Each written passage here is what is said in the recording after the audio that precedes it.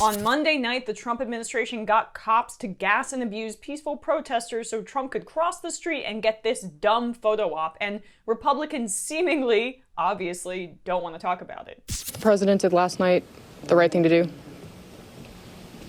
What the president did, the peaceful protesters that were dispersed with tear gas, he then walked across the street to the church. Was that the right thing to do? Didn't really see it. Was what the president did last night right? Was what the president did and what unfolded at the White House last night appropriate? Here, if you want to reach out to our office, feel free to. Thank you. Senator Roberts, was what Yep. the president did last night at St. John's, was that appropriate? Was clearing the protesters an abuse of power? I'm sorry? I don't have a problem. I wasn't there, so I didn't see exactly what happened.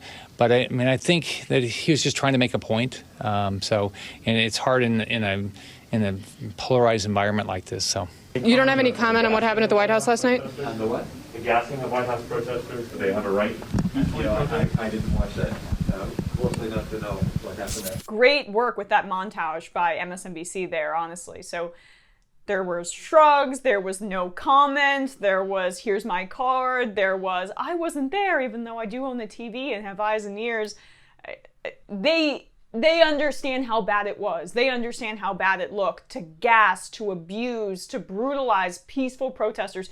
Washington Post was reporting that they were just playing the guitar and singing along, and then cops rammed them to the ground and beat them up in many cases. Just completely were so violent, the violent aggressors there, so Trump could cross the street, get his dumbass photo op at a church. And that's why Republicans don't want to speak about it. Even Mitt Romney, the resistance, his favorite Mitt Romney, who calls out Trump's decorum and says he's a very bad man, even though I support all of the policies that he puts forward pretty much.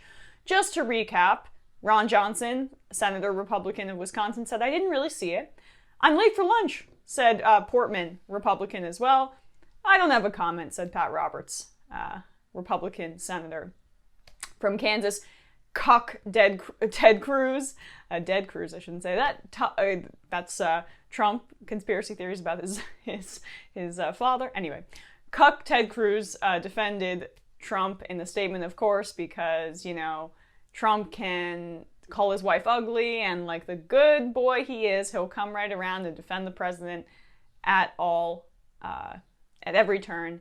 And the moderates as well, how about them? The moderates, the resistance ladies, the moderate Republicans in the Republican Party, how are they going to respond to this? Are they going to be very strong and join the Democrats in standing up substantively to Donald Trump in his descent towards fascism? Or will they just put out strongly worded statements where they express their displeasure and their sadness? Senator Lisa Murkowski, Republican of Alaska, criticized the president, refusing to say whether she'd vote for him in November out of respect, for the deep political divisions roiling the country. She said she's not sure whether her Republican colleagues are focusing on the pain the country is feeling right now. Beautiful. Senator Susan Collins, Republican of Maine, who has an uphill battle for re-election in her swing state, said the president looked unsympathetic and insensitive in front of St. John's, saying it's a church she believes he has attended just one time.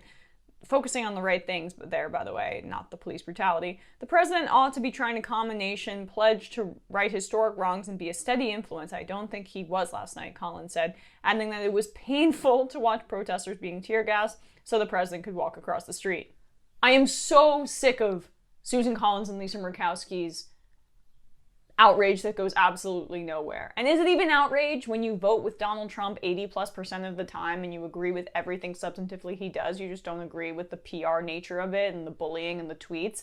I don't care about that. In fact, him being unhinged on Twitter and having his typos there and being kind of like a regular guy in many ways, even though he's nuts, but it's not filtered through this PR machine. It's actually probably his best electoral advantage in many ways, not in the middle of a crisis. But I'm on the opposite side of so many of these Washington elites.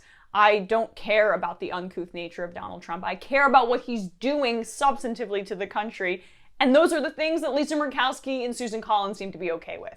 And the rest of the Republicans who walk there past those cameras, head in hands, tail tucked between their legs in shame, they don't care substantively about what Trump's doing. They're largely fine with it. They just don't want to be embarrassed. And so it's all self-preservation, and it's all shallow, their critiques of the president, and that's what gets my goat more than anything.